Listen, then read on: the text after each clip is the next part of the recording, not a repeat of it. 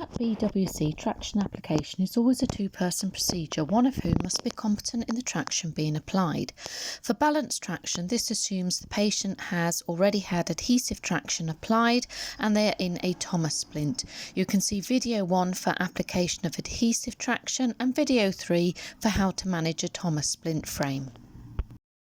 For balanced traction, you will need the traction bed, 2 pulleys at the feet end of the bed, 1 pulley above the Thomas splint and 1 pulley at the head end of the bed. You will need the prescribed weights, 3 weight holders or cradles, the traction cord, round-ended scissors, elastoplast or sleek tape. So far, the patient has adhesive traction and Thomas splint frame in situ, and the traction cord has been applied as per straight leg traction. The next part is being able to attach the cord to the little loopholes at the end here, which will go over this pulley to take over the end of the bed. So you need to cut 2 pieces of traction cord and attach them to the pulleys here. Knot them at the end. Then you need to create a loop which goes there. Then you use this piece of cord to go around the end and pull that through like that. And then your colleague will hold that piece taut there for you whilst you attach the second piece of traction cord to the other loophole.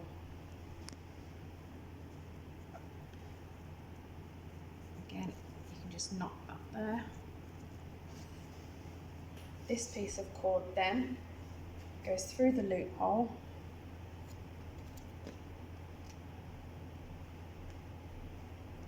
and then you would swap that over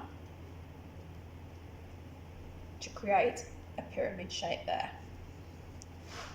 Then your colleague can hold that piece of cord taut there for you whilst you then secure this piece of cord through the loophole at the bottom. It's important at this point not to cut any of the cord in case you need to adjust it, but you can knot it. Once you're happy with that and it's taut, this piece of cord then will go over the end pulley.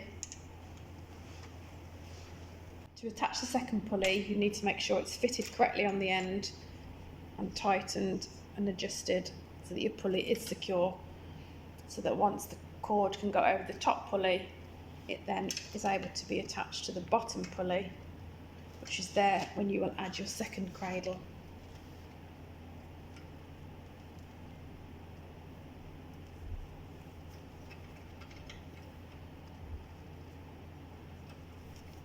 And knot that there. Again, also ensuring that you're not cutting any of the cord at the moment, because you may need to adjust the length of the traction once your weights are applied. You can secure it with tape once again. The next part then is cutting some more cord. Again, you need 2 more pieces which will be attached to the upper aspect near the ring. The same 2 loopholes are at the top.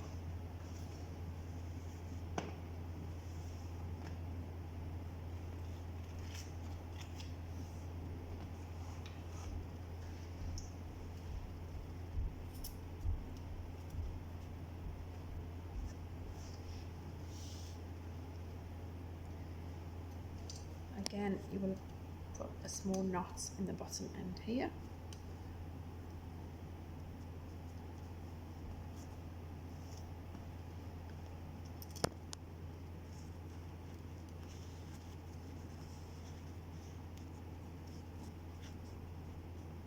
And again on this one, using the same principle of creating a loop, taking your end piece around and through and pulling that through there. You can lay that down there while you get your second piece of cord again to go through the loop.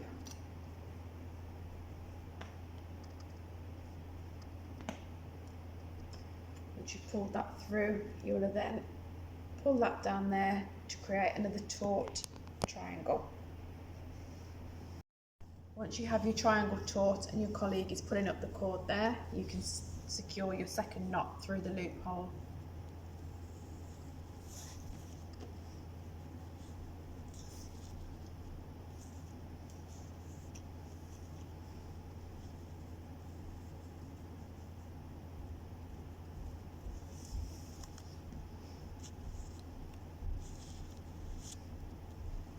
Again, ensuring that's taut before you apply the head end of the traction.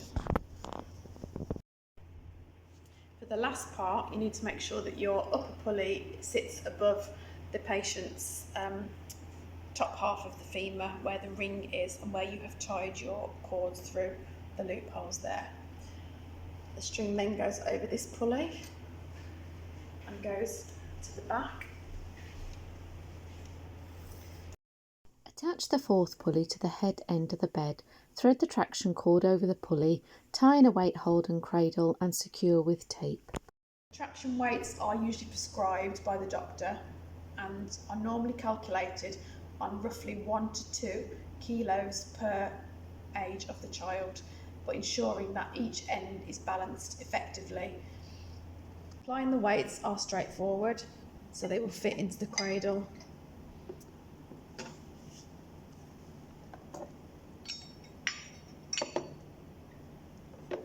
If you use 2 kilos at the foot end of the bed, you also need to ensure that 2 kilos are put on the head end of the bed to create the full balance traction. Things to check once your weights have been applied. Firstly, that the child is comfortable and the child's leg is in straight alignment. Checking that the foot position has clearance from the sails. Checking that if tension has been applied, that your knots are secure and your diamond shape is taut,